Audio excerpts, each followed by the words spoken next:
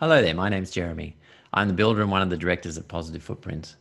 I'd like to start by thanking James and Jasmine for opening their home and giving a tour of it. I'm especially excited that they are enjoying it as much as we hoped that they would. Even though it looked a little bit wet out there, it looked toasty and warm inside. Right, what I'd like to talk about today is the energy performance. For renovation, 3.3 kilowatt hours per day is extremely low. And especially considering there is no gas, this house is all electric, that is an exceptional score. So how did they achieve it? So their house was very much the average Victorian home, and the average Victorian home produces 8.8 tonnes of carbon dioxide every year in the energy that it uses. And here's a split of the energy that it uses. Most of it goes into space conditioning, fair amount into water heating and appliances, and then lighting and cooking. And if you combine the average gas and electric bill together, you get $2,686. So what did the cheese house do that minimized and got rid of this pie? Let's have a look. The first thing is that the extension was done with passive solar principles that allowed the house to get to a high star rating. So 7.9 stars out of 10, very high for renovation. One of the reasons it was high is because Jasmine and James realized it was important to make the existing part of the house also perform well. And the house needed weatherboard changes. So we took off the rotten weatherboards, we replaced the installation nice and tightly, reflective foil, put on the weatherboards that were still okay, and put on new ones where they weren't. Inside, we insulate under the floors and the attic of the existing house. And so doing all that and achieving the 7.9 star rating, you can see versus the average home, that is already a huge amount of pie gone, at least a third of it gone, just by building a nice high performing home. Then to get rid of a bit more of this space conditioning wedge, we put on energy efficient heating system. So this is a heat pump hydronics and reverse cycle air conditioners. Both of them are actually heat shifters in that they take heat from the outside air and put it into the house. Or if it's cooling mode, take it from the house and put it outside. They're very efficient at what they do, with a coefficient of performance somewhere between 2 and 3 for the heaters and 3+ for the air conditioners, which effectively means you can provide this much heat with about a half to a third of the power. So you can see straight away we've saved about half of this whole pie simply by good design and then efficient heating cooling. The next segment that was looked at was water heating. The first strategy, of course, is to minimize the amount of hot water. Half of the hot water of a house goes to the shower. So shower heads were chosen to be low flow shower heads.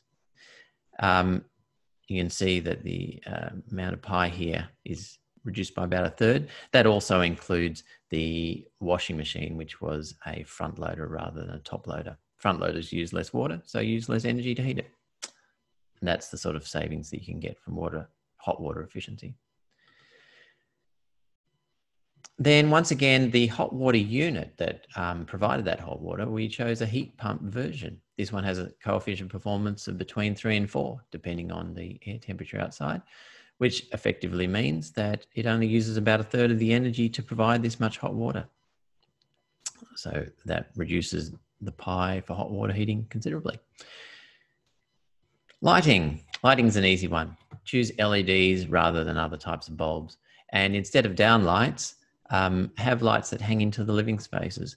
They not only provide a lot more output of light, whereas downlights only look down, but also they don't create holes in your plaster, which effectively let air leakage in and out. And if you do that, you get a saving on the lighting wedge. The cooking wedge.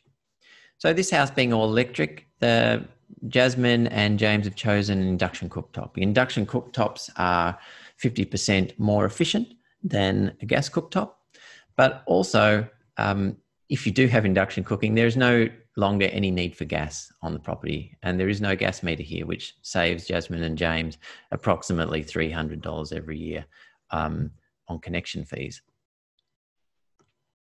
And the last wedge of the pie is appliances.